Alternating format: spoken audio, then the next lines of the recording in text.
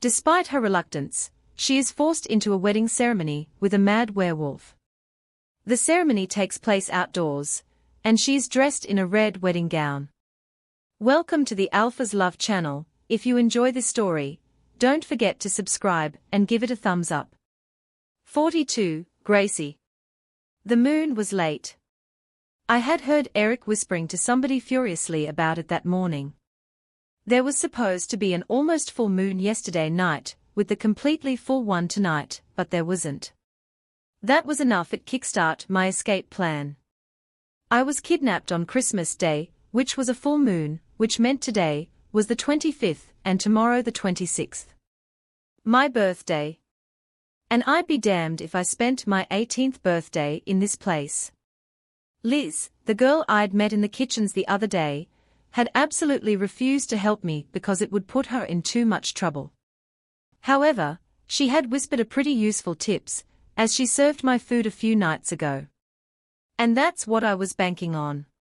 My mum had always told me to aim for the stars and not the sky, that way, if I missed, I'd land on a cloud. I thought I'd have a bit more time to check if the tip was correct and create a proper plan, but I was going to have to trust her and hope that a cloud caught me. I'd made it a habit to walk in the gardens every morning for anybody that was watching. So, after getting dressed that morning, I headed to the gardens. It was my favorite place in the entire house. Green and vibrant. There were carefully maintained hedges, bright flowers, and tall trees. There were also park benches in random places for people to relax on. Once again, like I'd done since I discovered the place, I wondered who had designed the place. Eric didn't strike me as the type to be interested in any way in having a garden, let alone be thoughtful enough to put in benches. Benches were for people who wanted to enjoy nature once in a while. That wasn't Eric.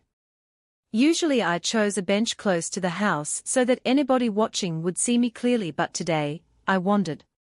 Acting lost in thoughts, I let myself seem as if I was just drifting. Smelt a flower here, played with a butterfly there, until I got to the bench I was looking for and sat down. Perfect. I opened the book I'd brought along as a prop and sat there for the next 2 hours, monitoring what would be the most important point of my escape. When I was satisfied, I closed the book and headed back to the house. It was lunchtime and I usually just had a sandwich alone in the small dining room that adjoined the kitchen. I was on my way to the kitchen to get my sandwich when one of the maids came up to meet me. Alpha is waiting for you in the big dining room. I didn't bother asking her any of the multiple questions that ran through my head. She was just the messenger. Instead, I headed to the big dining room where Eric and I usually had dinner together, and found him sitting in his usual place at the head. The dining table could seat 20 people comfortably, which made it ridiculous for just 2 people to use it, even more ridiculous for 2 people to sit there eating sandwiches. "What are you doing, Eric?" He smiled.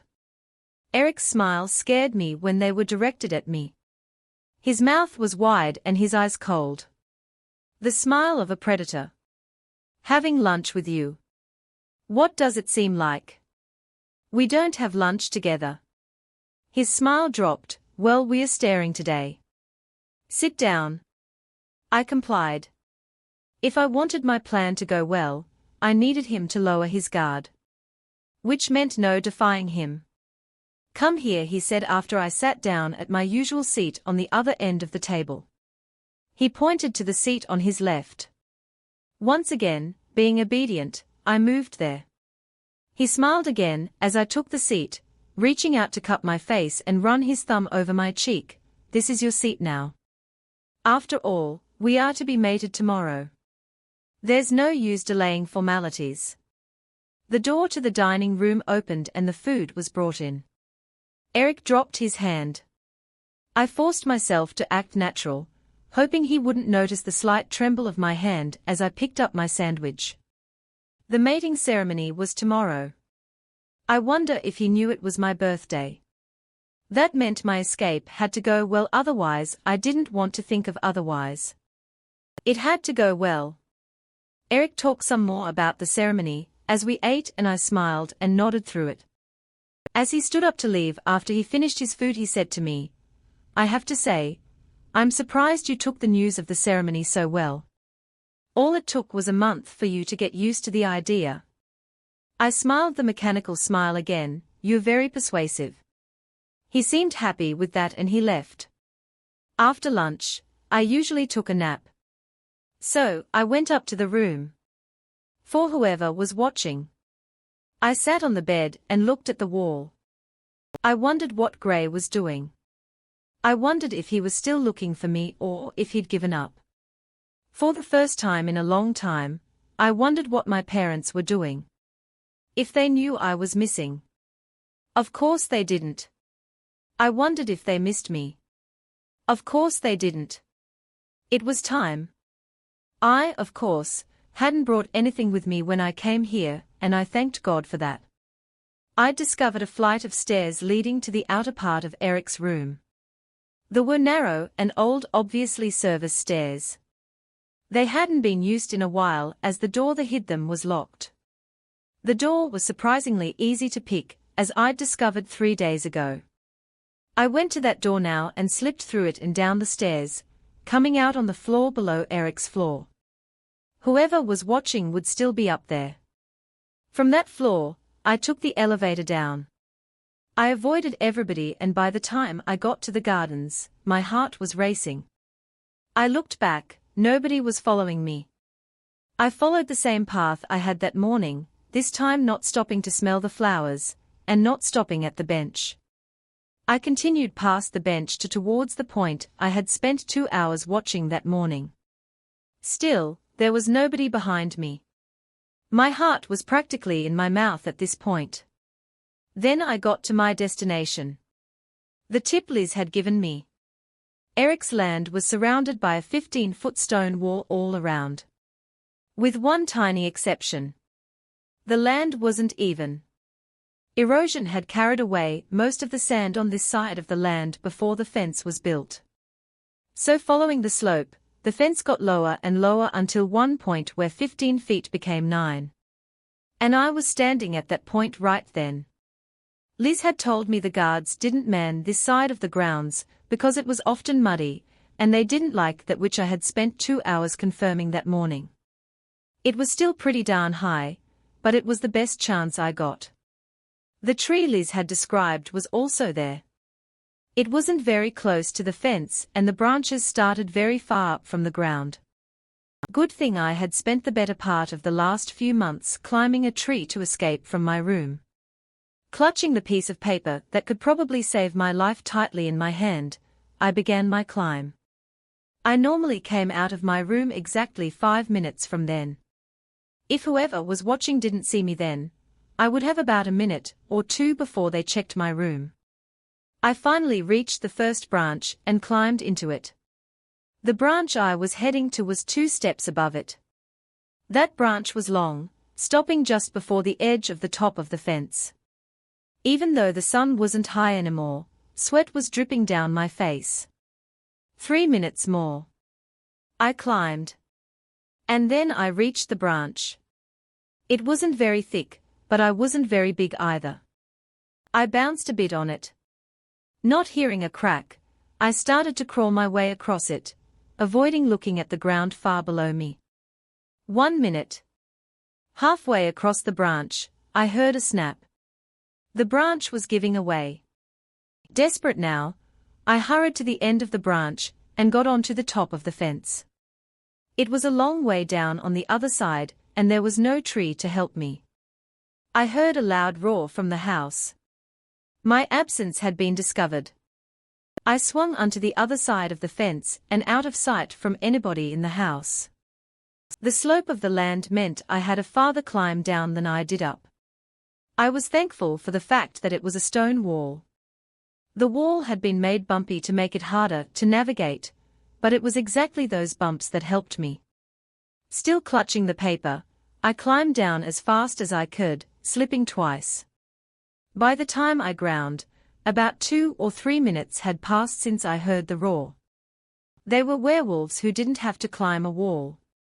They were certainly in the town already. But I was free. I had done it. I just needed to avoid them, and I would be able to get away.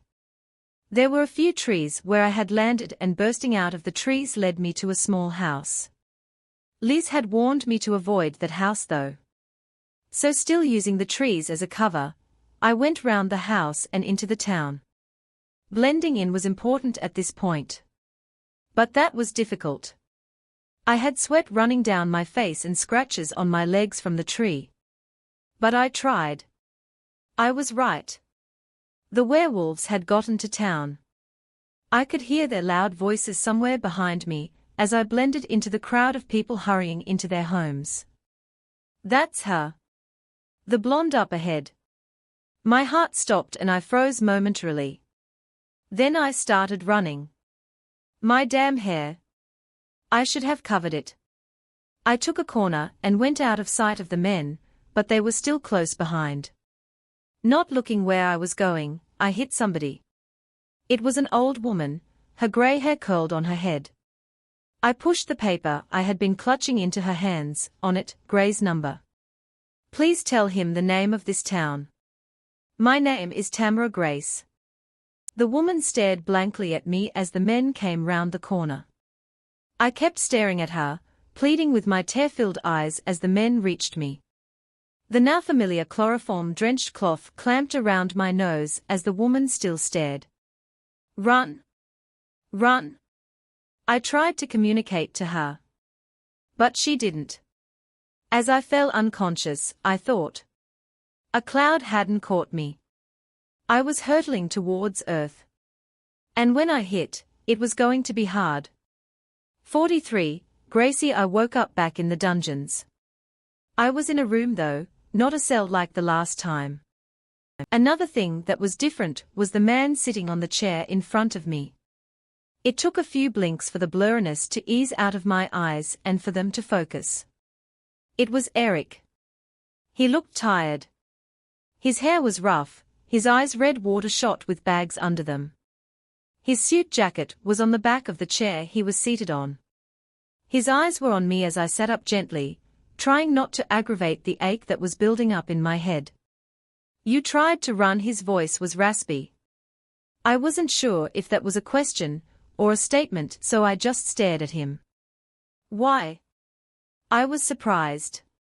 He seemed to be genuinely asking. Genuinely asking why I would want to run away from the place I'd been held captive for the past month. Was he kidding? Eric, you kidnapped me. As in forcefully took me. Why would I stay? He nodded slowly, then almost as if a flip had been switched, his face went back to being impassive and hard. He stood up and grabbed his jacket. Somebody will come and get you in the evening to get ready for the ceremony, he informed me as he walked out of the room, shutting the door behind him. It was morning and my escape plan had failed. Before the end of the day, I'd be mated to a madman. Happy freaking 18th to me. The tears were spilling out of my eyes before I could stop them, the reality of the situation hitting me.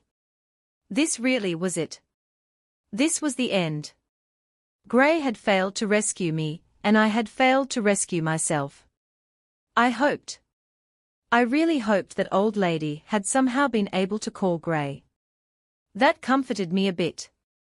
The damning thing they call hope started rearing its deceitful head inside me. It wasn't over. There was still hope. The woman would call Gray. Gray? Personal effects. The woman in front of me asked, and I pulled out my wallet and keys. My phone was somewhere at home. I hadn't seen that thing in weeks. I was led into a room and told someone would be joining me shortly. It was a standard questioning room, 2 chairs, 1 table. I sighed as I sank down onto one of the hard metal chairs. My life was just getting more insane by the day. Now, I was being accused of kidnapping Gracie. That raised a lot of questions for me, mainly who called the police. The door to the room opened and a man walked in. He unbuttoned his off-the-rack suit jacket, hung it on the back of his chair, and rolled up his sleeves before sitting down. He smiled.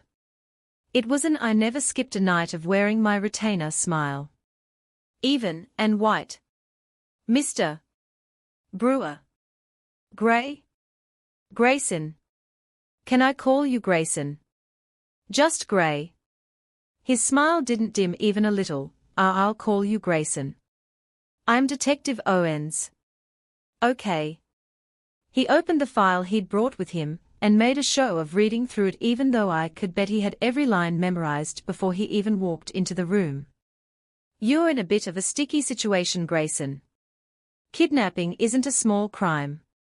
His eyes ran over some more lines, and eyewitness statements from the parents too. Knowing I was being closely watched, I kept my face impassive as I digested this new piece of information. Grace's parents had called the cops and accused me of kidnapping their daughter. Tell you the truth, things don't look too good for you right now. But he raised a finger, still smiling. Things could get better. You could confess to everything, plead guilty, and get a much shorter sentence. I might be a werewolf and might not know much about the legal system of the human world, but I sure as hell knew one thing. I want my lawyer, he sighed. I'm told your friend has contacted your lawyer. But remember, Grayson, you're 18 now. You're a big boy, that means you'll get a big boy sentence. He continued talking, but I tuned him out, staring at the space above his head. My wolf was restless. It had taken everything in me to stop him from taking over when I was being handcuffed. I was of alpha red water. We didn't get restricted, we did the restricting. I was even more restless, being so far away from home. I had to keep reminding myself that if there was news about Gracie, I could be mind-linked. That was the one thing that was keeping me sane. The door of the room opening snapped me out of my reverie. My lawyer walked in, her heels clicking on the cement floor. I don't know who you are, or what the hell you think you're doing, but I want you to get out of my client's face. I'd like to speak with him. I smiled for the first time that day. That was exactly why Natalie was the pack lawyer. She was badass. No hissy pitching needed, sweets. He flashed another smile at her and stood up. I'll leave you two to it. We both watched him leave the room, and Natalie took the seat he'd just vacated. So when am I getting out? I really wanted out. Gray, this is actually quite serious. That my mate left her crazy parents and came to live with me. No. That you took a minor from her home without her parents' consent. Her voice was hard. Minor? Gracie's not a minor. She's going to be 18. Tomorrow, I swallowed. Tomorrow was her birthday. I'd let her down. Gray? She was a minor, as at the time she left her home, and frankly she's still a minor today. For another, she checked the watch on her wrist, 3 hours. I sighed. So what do we do? Well, under normal circumstances, we'd wait until the minute she turns 18, and have her come here, and basically explain that she consented to leaving home, etc. But that isn't possible, so I'm going to have to try some other tactics. I'm going to try my best, but the way it's looking, you might have to spend at least tonight in a cell. I growled, and she immediately bared her neck. I'm sorry, Alpha, but you have to understand that they will not allow bail until they can at least see the girl. Right now, they think you've tied her up somewhere or killed her. My shoulders slumped. She probably was tied up somewhere. But I refused to consider that she might be dead. Okay. She relaxed and stood up. I'll begin the proceedings. And I'll have them send somebody for you. Remember that you aren't allowed to be questioned without your lawyer.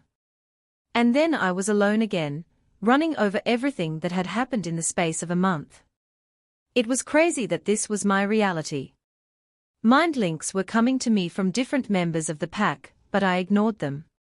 The only information I cared about was about my mate. An officer came into the room, and I was handcuffed again, and taken to one of the cells. It was empty, and I sighed in relief. I did not want to be stuck all night with some humans. The handcuffs were removed and the door clanged shut behind me. All in the space of a month. 44. Gracie. The same guard that had come to get me on my first day in the dungeon was who came to take me to where I'd be getting ready for my mating ceremony. It was early afternoon when he came and I knew the ceremony would be starting at 10 p.m., which left me wondering why I needed so much time to get ready. By now, I had spent enough time in the house to know it like the back of my hand. So when we got off the elevator, I knew we were headed to the room where I'd gotten ready for the ball. That felt like a lifetime ago. We got to the room and I met the same women as before. Did nothing ever change around here? I knew the routine by now, and without saying a word to the ladies, I headed to the bathroom and sure enough, a bath had been made for me. Leaving the door wide open, I stripped and got in. They could have a show if they wanted one. I stayed there until the hot water became tepid, and then I got out and plodded to the massage table, leaving little foot-shaped puddles of water behind me. I got on the table and laid on my stomach, and I soon felt gentle hands kneading my back. I couldn't lie, it was heavenly. What oil is that? I had smelt it in my bath too. The scent was interesting. It was so sweet-smelling and immensely calming. I practically felt my knots and all the worries in my head melting away. Tout IIBN. The phrase popped into my head out of nowhere and I believed it. Everything will be fine. I fell asleep on the table at some point despite having been literally passed out for hours the night before. The ladies, instead of waking me when they were done with the massage, had instead let me sleep, and were sitting in the corner of the room, watching me. Wow, creepy much guys. I stood up and stretched, feeling more relaxed than I had in a long time. What's next? Hours later, after a lot of primping and fussing, I was being helped into a red dress. It was sleeveless and fitted until my knees, where it spread out into an endless heavy train. I couldn't help but gasp when I looked in the mirror. My hair was piled up with little tendrils framing my face. I looked like something out of a movie, but my eyes were dead. Even I could see that. This wasn't supposed to be my life. A year ago, what I expected to be my life was a nice Christian boy my parents approved of, 2 children, a house with a yard, and just general comfort. Today, I'm getting mated to a psychopath I met a month ago. I was still staring in the mirror when somebody knocked on the door of the room. The door opened and I was shocked to see Scott standing there. The month I'd spent here, I hadn't laid eyes on him, and seeing as he's Eric's right-hand man, and I saw Eric a lot, the only explanation was that he had been avoiding me. And now, here he was in a tuxedo, and a perfectly tied bow tie around his neck. What are you doing here? It's werewolf tradition for the beater to escort the woman to her mate. Except that Eric wasn't my mate. He extended his elbow and I took it, letting him lead me from the room. The ceremony was being held outside, far away from the house, so we had quite a tidy walk ahead of us. Why did you do it? Call me human or naive or both, but I needed closure. It didn't seem I'd get it though. At least not from him, because he pretended I hadn't said a word and stared straight ahead. We got outside and my train began dragging on the ground, making it even harder to move. Why does the ceremony have to be outside? He does answer this time, it's werewolf tradition.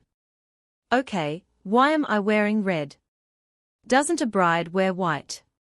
His answer is the same, it's werewolf tradition. Is it werewolf tradition to pretend to be friends with someone and then kidnap them? I shot at him.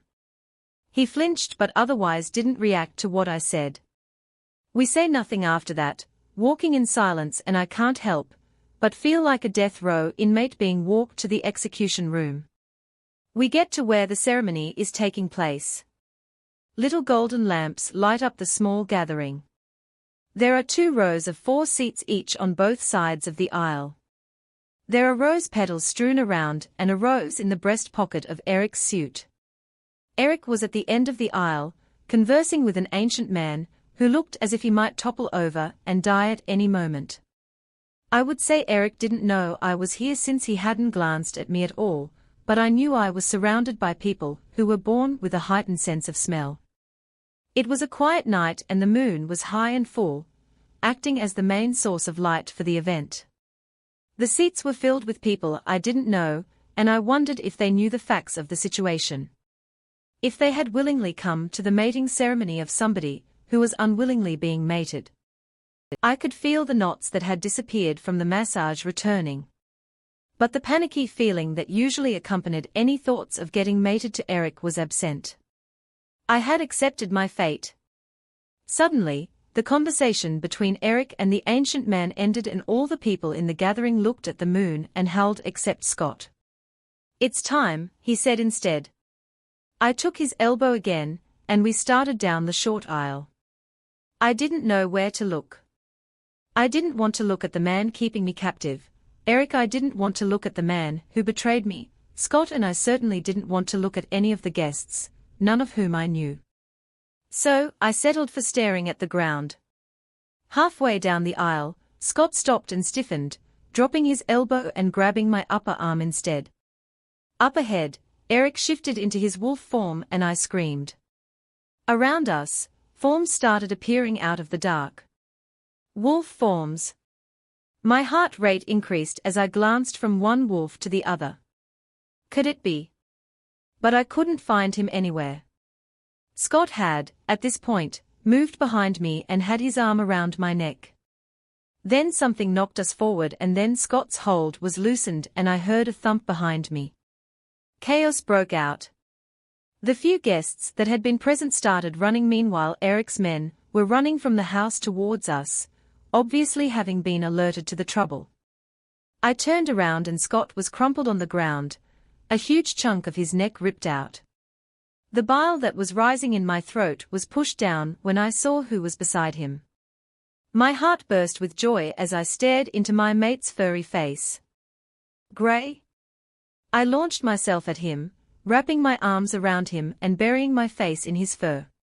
He purred and swiped his slobbery tongue across the side of my face. He was here. He'd come for me. There was a loud roar from behind me and Gray pushed me behind him just in time for me to see Eric bounding towards us in his wolf form. Gray didn't wait for Eric to get to him, but also hurtled towards him and they clashed in the middle in a mass of roars and snarls. Around me, the battle broke out. Gray's men versus Eric's men. Somebody offered me his hand and I looked up. I didn't know his name, but I recognized him from Gray's pack. I have orders from Alpha Gray to get you to safety. I looked back to where Gray and Eric were still fighting.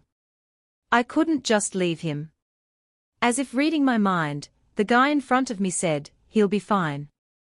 Come on." I grabbed the hand he was offering and we both began to run. We have to make a pit stop. I have to get somebody. He was shaking his head even before he stating answering, "That cano."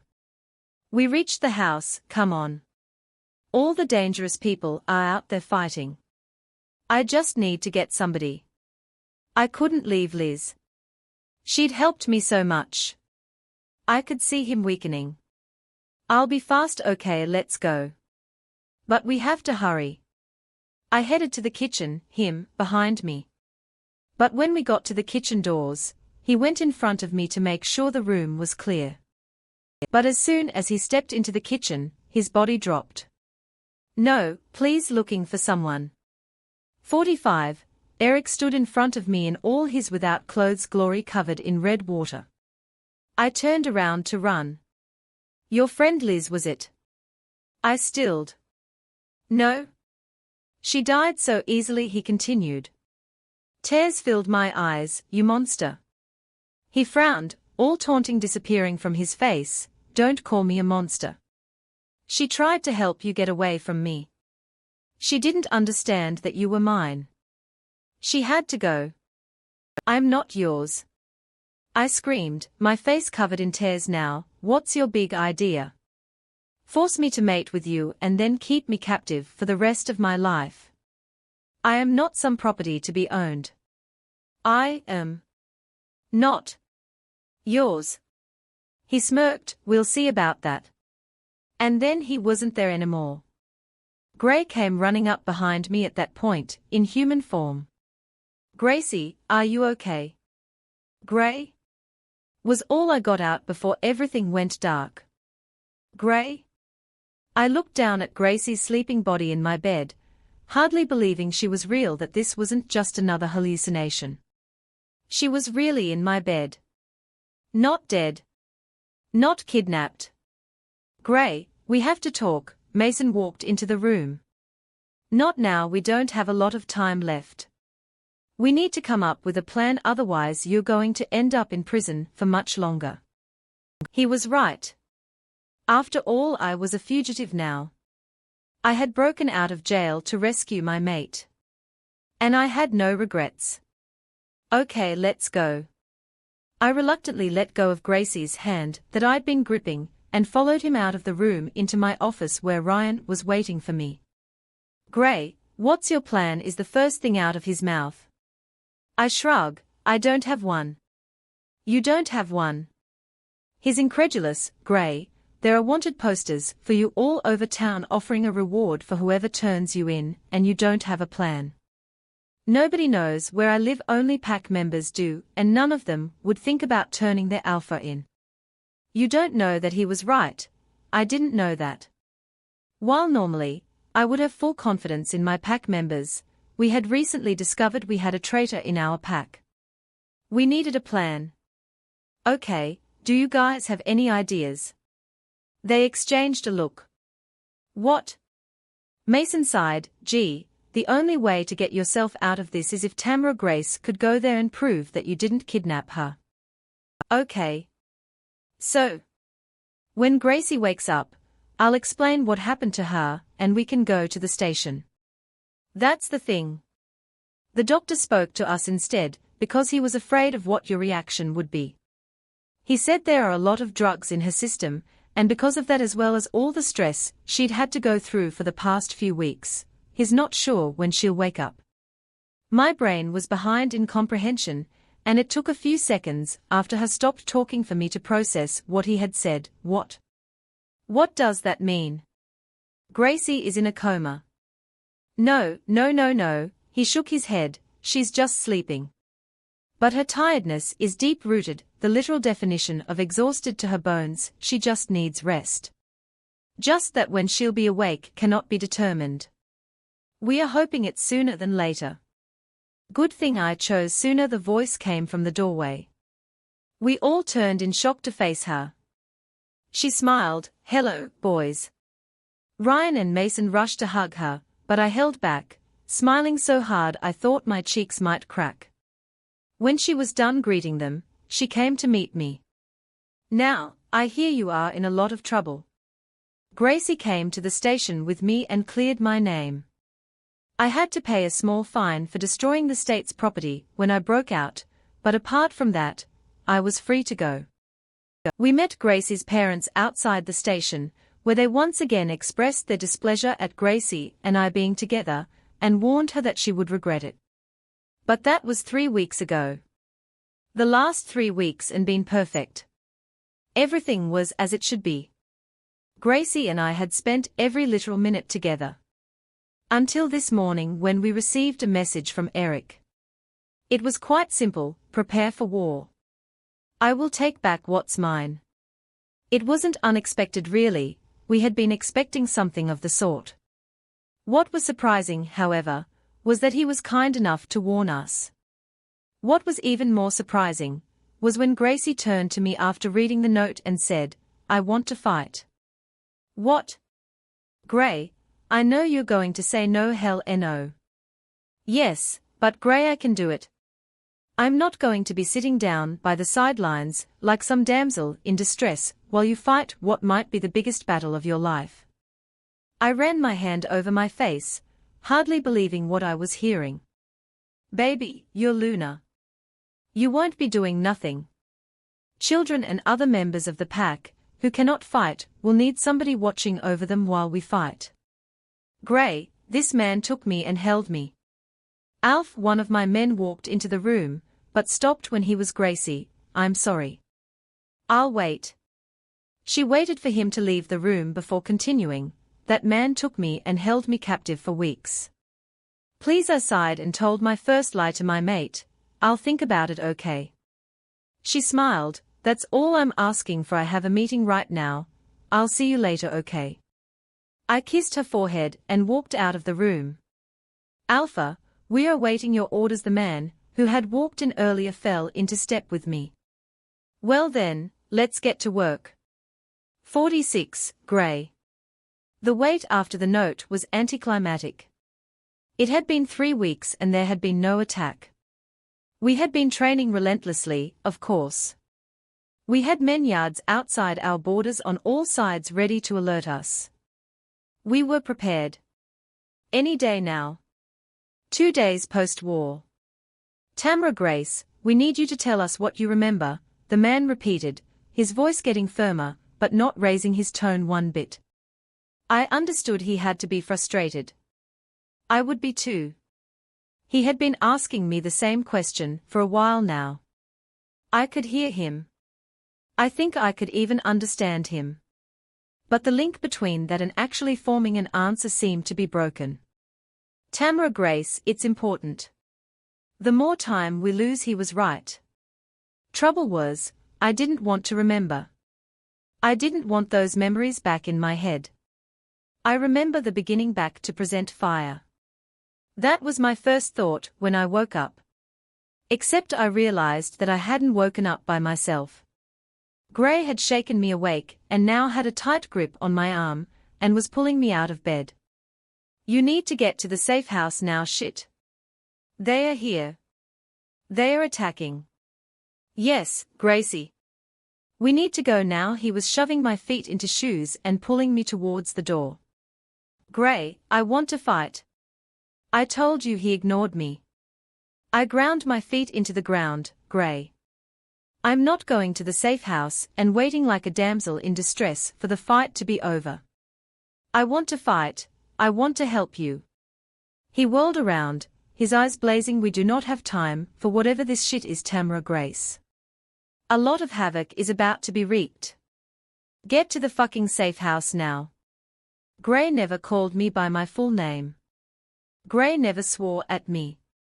Fine. I pushed past him and headed for the safe house, which was miles below the actual house, and needed like a billion passwords to get into.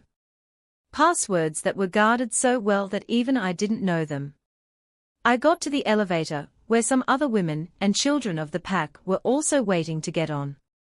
Grey entered the password and we all trooped in. The ride was awkward and consisted of me glaring at Grey and him pretending not to notice, staring straight ahead. The doors opened, revealing a well-lighted space with women and children of the pack. Everybody on the elevator got off except me and Grey. Tamara Grace, he said through gritted teeth. Grey? Look, my men are out there fighting. I don't have time for this. I need to go and join them. Go out of the elevator. His voice was hard.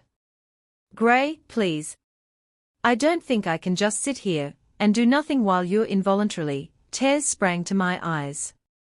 I didn't want to even imagine him getting hurt. His expression softened and he sighed and stepped towards me, taking me in his arms. Baby, please.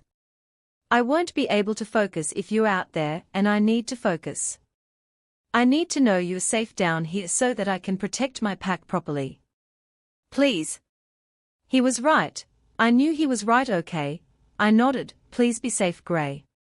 Please, I don't know what I'd do if he kissed me, cutting me off. I'll be fine. This will all be over before you know it. Okay. I nodded and got off the elevator and watched the doors close, keeping my eyes on Grey until I couldn't see him anymore. I turned around and immediately felt my cheeks go red. I had forgotten there were other people here who had just witnessed Grey and I's little show. My immediate instinct was to lower my head and avoid eye contact and slink off to a corner to await Grey's return, but then I remembered that I'm Luna. I looked around, meeting everybody's eyes until they all returned to whatever they were doing before. This space had been the final project of the pack in preparation for the war.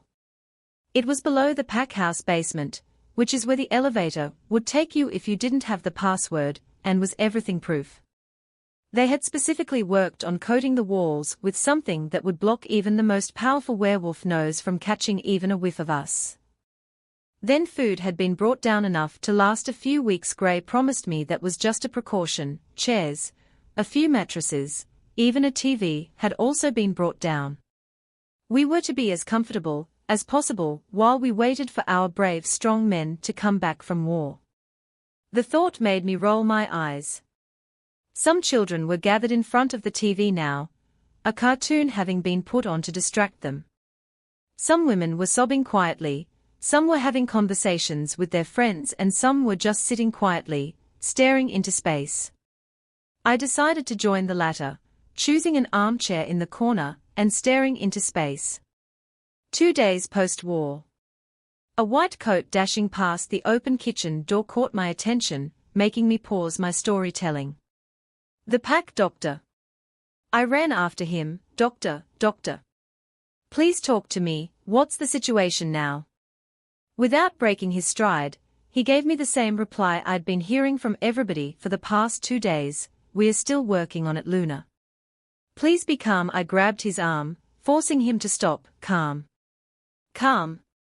How do you expect me to be calm when you people aren't giving me any answers? You've spent the last 2 days holed up in that room. Don't talk to me about being calm. He gently pried my fingers off him. With all due respect, Luna, your hysteria isn't helping anybody. If you would excuse me, we are losing time. My shoulders fell as I watched him walk away, his steps long and hard. I returned to the kitchen where the man was still sitting, his cup of coffee untouched next to him. I took my seat opposite him. He let a minute pass. Would you like to continue? No. But I did. Back to present. There was no clock in that room. And it was done on purpose. I had no idea how long we'd been there, but it felt like days. More realistically, probably just a few hours. I was getting antsy. Most of the children had fallen asleep by now. I envied them. I wish I could just sleep and wake up and Gray would be back, unharmed. Suddenly my heart squeezed. That's the only way I can describe it. It felt as if somebody was holding my heart and squeezing it. Immediately, I knew it had something to do with Gray. I needed to get out of there. I ran to the elevator and pressed the button several times, but nothing happened.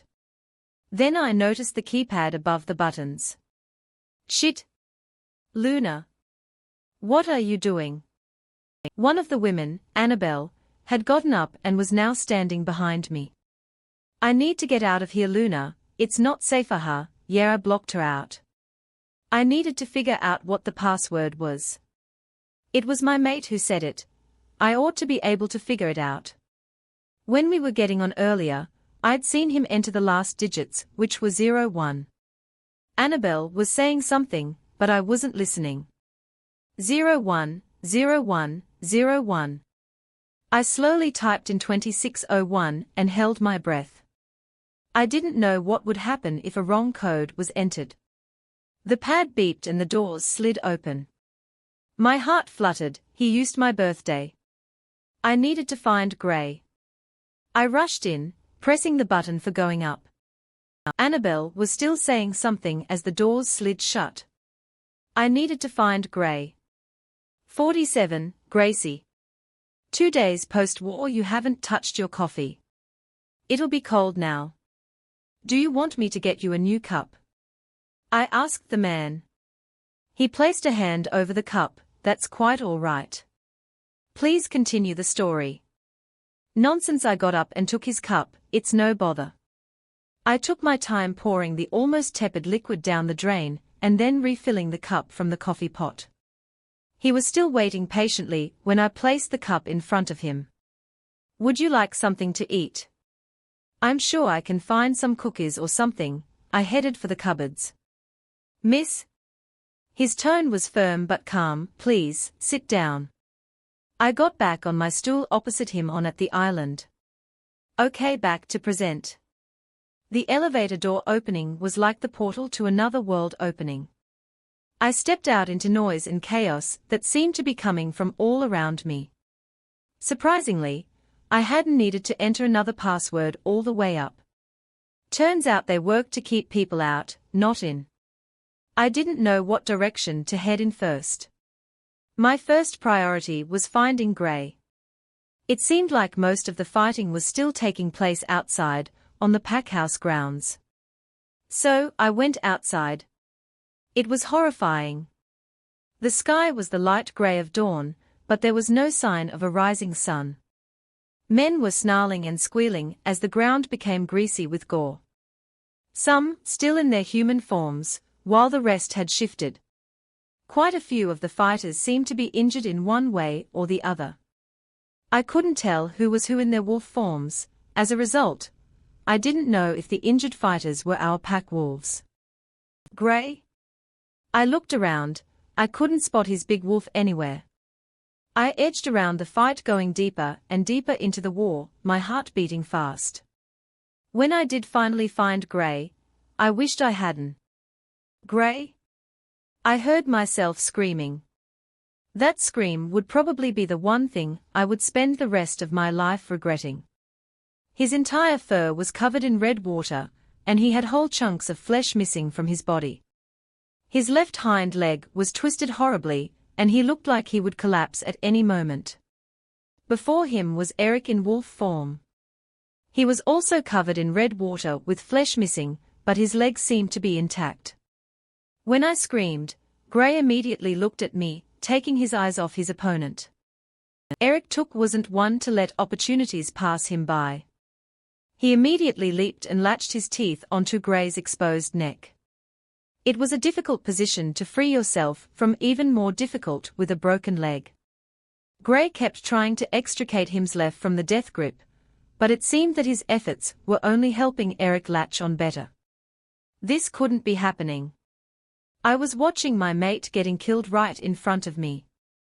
I saw exactly when Gray stopped fighting. I saw exactly when he gave up. I also saw exactly when Eric was knocked off Gray. By me. Eric landed not far away, and I rushed to Gray. Baby, please, please. Please try. Don't die. Please. For me. Please try. I heard a roar from behind me.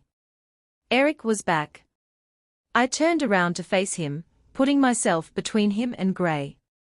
It must have been a comical sight, a human girl putting herself between two 14-feet wolves. Eric, please, the beast before me snarled and crouched low.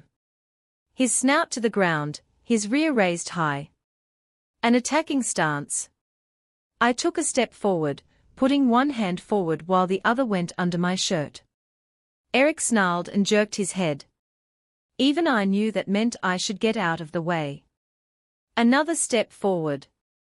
I found what I was looking for under my shirt just in time.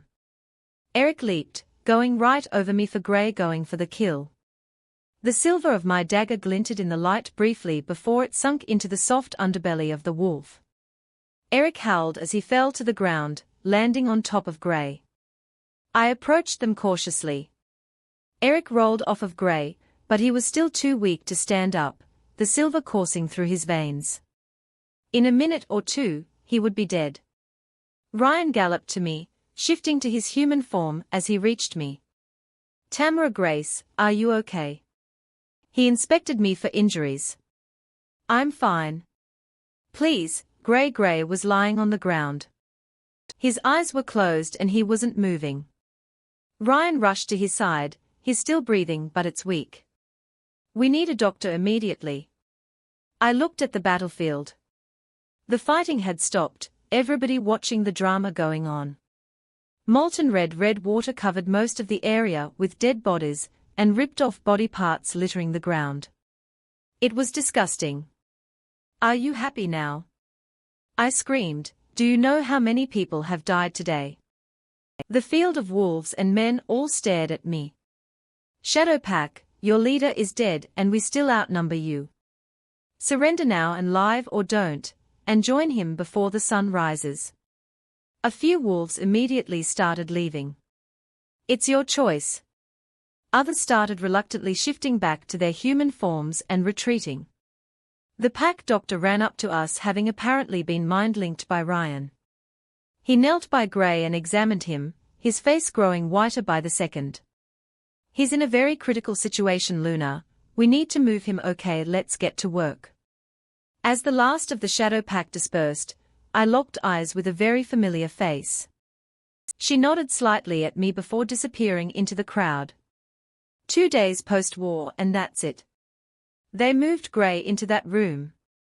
They told me they had to put a stay on him that would prevent him from shifting because him staying in his wolf form is his only chance at surviving this. My voice broke. And even then, he might not. 48. Gracie. Hope is a beautiful concept. It's saved lives, it's dried tears, but it's also been the destroyer of many. They'd finally let me into the room Gray was in and I hadn't left since. He was still in his wolf form. They kept giving him stuff to prevent him from shifting. They said he'd heal faster in this form. So now, in front of me was a giant wolf, unconscious as if he were dead.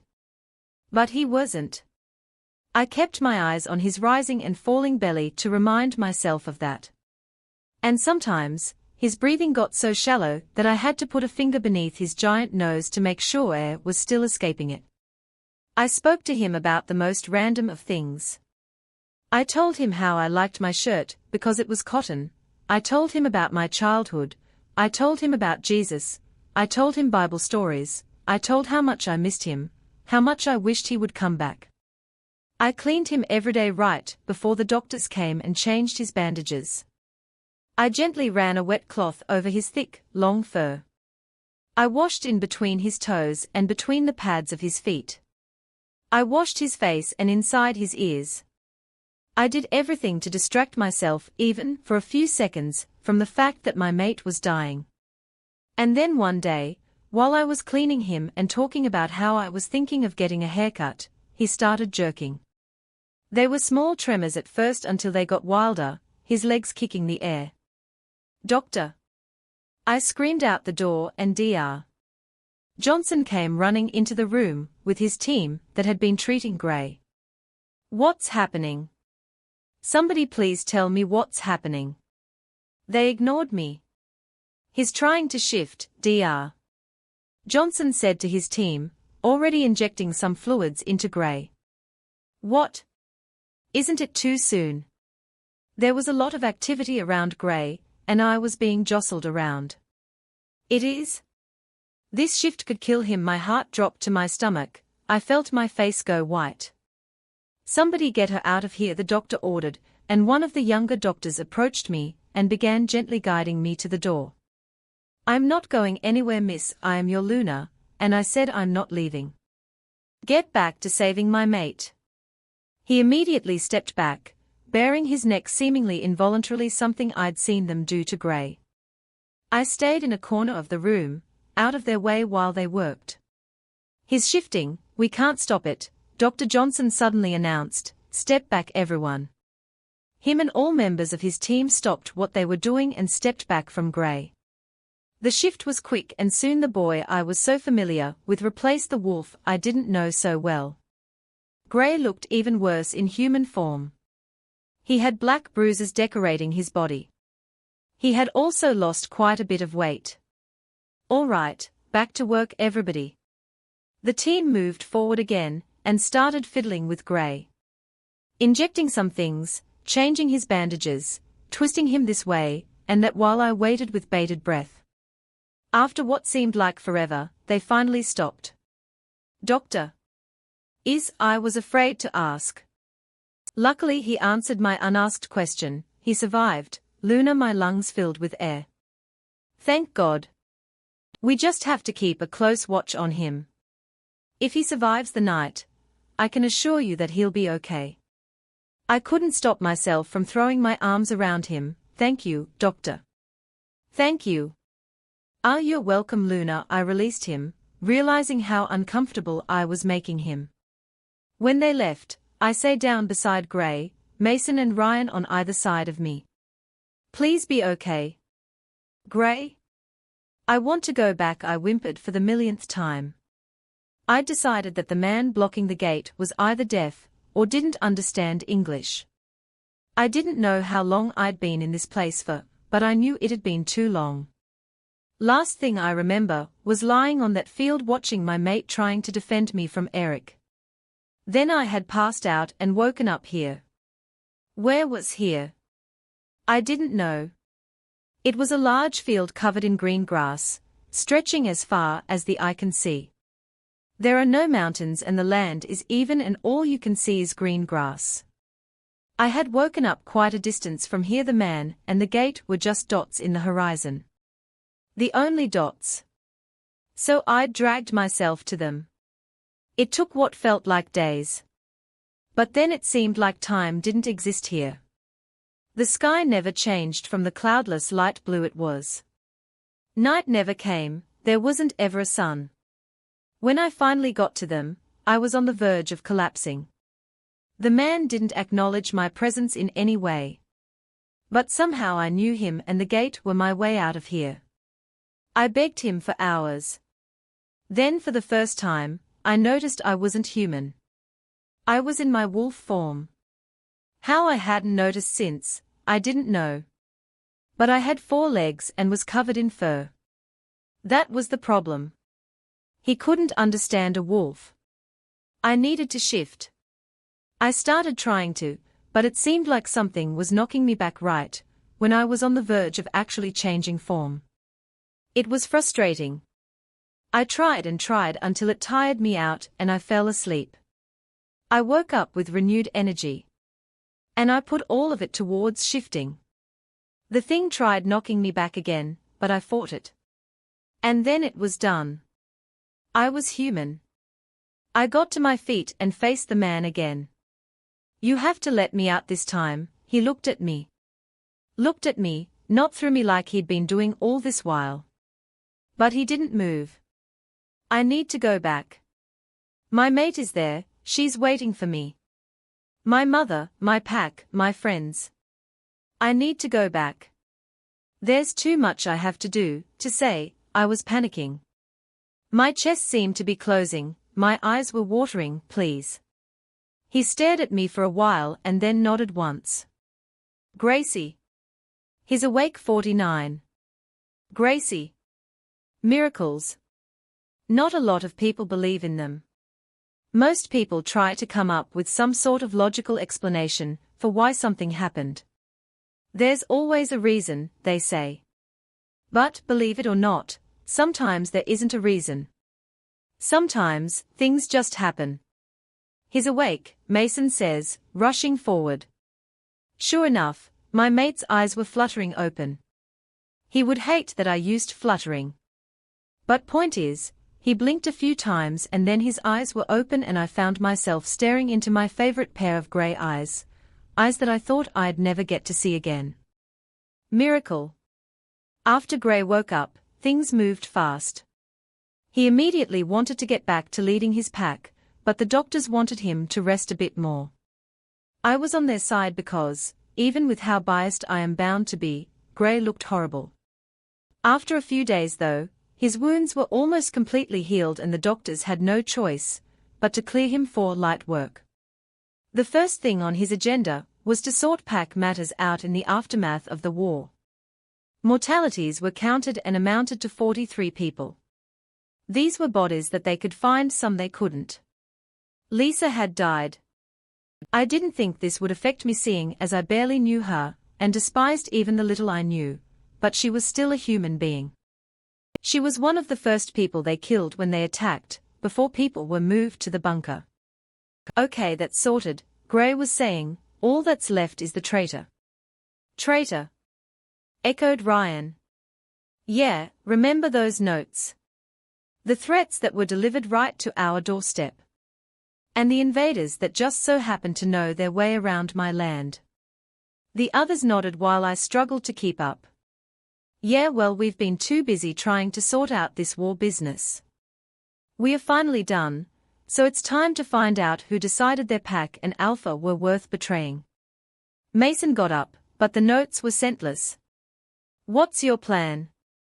There are other methods, Gray smiled. I've got people working on it, we'll know by tonight. Gray? I dropped my smile as Ryan and Mason left the room. I already knew who the traitor was. I was just giving them a chance to come forward themselves. I turned to Gracie. Baby, I need you to stay by my side for the rest of the day, okay? Did you have any plans? Not particularly, she frowned. What's up? Nothing really. Things are just coming to an end. By evening, I had my pack members gathered, ready to reveal who the traitor was. To reveal who was losing their life immediately. The air was thick with anticipation. Wolves really didn't like traitors. One of the men I'd put on the case entered the room and handed me a folded sheet of paper that would have the results of the little test I'd done on it. You see, the letters we got didn't have any fingerprints on them and were completely scentless. That obviously stumped us. We are werewolves, we rely heavily on our sense of smell. I addressed the room, so I went a little simpler. I authorized them to get a sample of everybody's handwriting and compare it to the handwriting on the notes. It was a bit of a stretch seeing as our pack traitor might not necessarily have been the one to write the notes. They might have just been the messenger. Thankfully, however, we have our answer now. I looked at Gracie beside me, whose eyes were on me as were everybody else's. I unfolded the paper quickly, even I was tired of all the suspense. Everybody out, Alpha. Somebody said. Out? I couldn't believe what I was seeing on the paper. The people dutifully trooped out of the room, and as the last person left, I turned to the remaining 3 people in the room, my mate, my beater, and my third in command.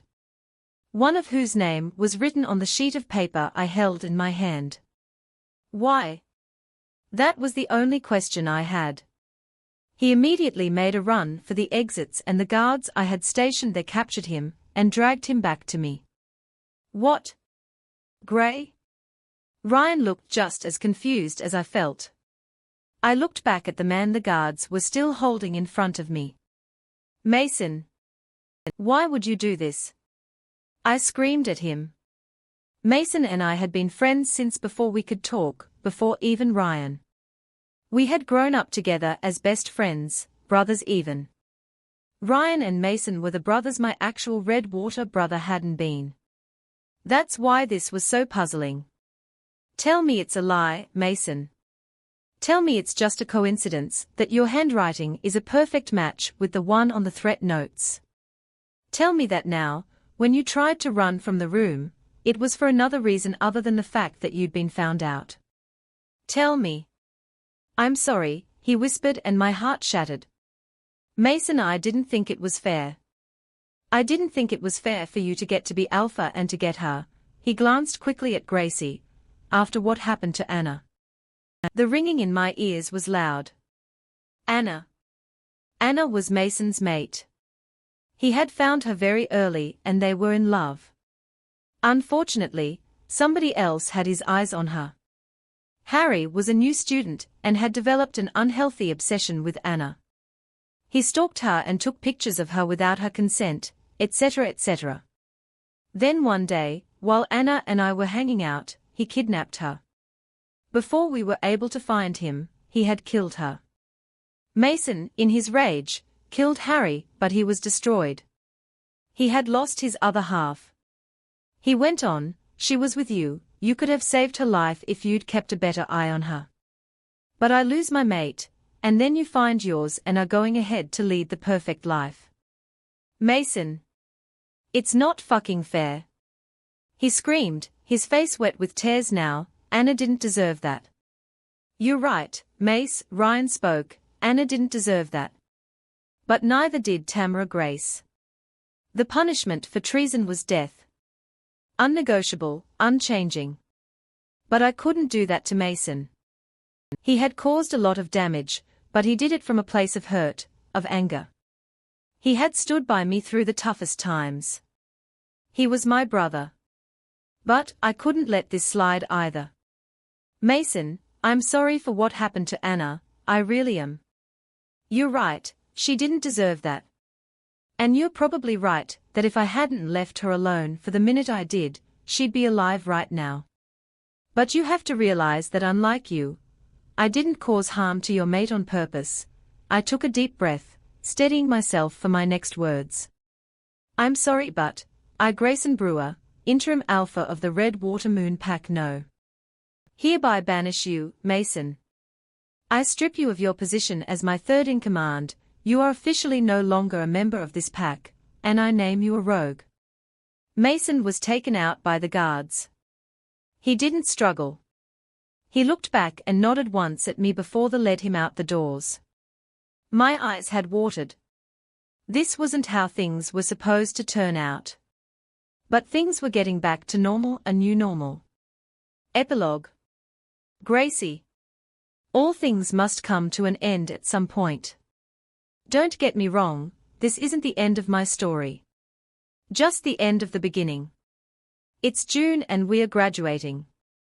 Somehow, Gray had managed to get us some extra credit classes and assignments to make up for all the time we'd missed, and somehow, we were graduating. Neither or us was valedictorian, of course not. I watched the girl who'd been awarded that honor, some girl I remember very vaguely from chemistry class, climb the stage and give her speech. Something about new beginnings. And it was. It was a very new beginning for me, starting a life as the female leader of a werewolf pack. The thought still amused me. Then they started calling out names to come up and receive their diploma. It was alphabetical, so Gray went before me. I clapped and hooted for him as loudly as I could, but it was still drowned out by the deafening noise his werewolf friends made. As he got his diploma, he found my eyes in the crowd and shot me a wink. I shivered, he still caused butterflies in my tummy after all this time. Then they called my name. I climbed the stage, smiling as Gray's cheers resounded in the small auditorium. I collected my diploma and paused for the customary picture, and that's when I saw them. My parents. In the very back of the auditorium. They hadn't changed one bit. Quite a bit of time had passed and so much had happened in that time since I last saw them, that I expected them to have undergone some drastic change. But they hadn't. They looked exactly the same. My mother warily blew a kiss at me, and even from across the room, I could see the pride in her eyes. I grinned at the camera. And then it was over. As quickly as it had begun, we were now high school graduates and we were outside, throwing our caps in the air like they did in movies. Laughing, because for the first time in a while, everything was fantastic. I threw my arms around my parents when I met them after. I could tell they were surprised. Despite everything, I had missed them. They were my parents. Tamara Grace, my baby. We're sorry, so sorry, my mother pulled back and looked into my eyes, her eyes shining with things unsaid. But I understood. I nodded, my eyes watering, pulling her back into the hug. I told them about my college acceptances. I'd gotten 3, which was amazing what with my constant school changes. It had been hard, but I'd finally picked one, and I was going to major in art. I noticed my father frown a bit at that. Some things are hard to change. My mum told me about their new town. How things were basically the same as our previous towns, but so different without me there. She said they think this is going to be their last move. I'm happy for them. Later that evening, Gray and I lie at our spot, staring at the sky. We talked about how different things were. How many people weren't around anymore. I didn't tell him about how the familiar face I'd seen at the end of the war was Kira. And I never did find out what the story behind their mutual hatred was. So much had changed, but I didn't regret anything. The future looked brighter too. I felt stronger, and not as alone as I did before. I had Gray and I had a pack. Me? I have a pack. I, the daughter of Michael and Esther Finley, born into Christianity, raised to believe werewolves, witches, vampires were things of the underworld, things of the devil, things I should raise my Bible to battle. I'm the Luna of the Red Water Moon Pack. Mate to Alpha Grey Brewer. It's hilarious. And exciting. I can't wait. Thank you for tuning in. If you enjoyed this episode of the story, please give it a like, and don't forget to subscribe to get notifications for updates.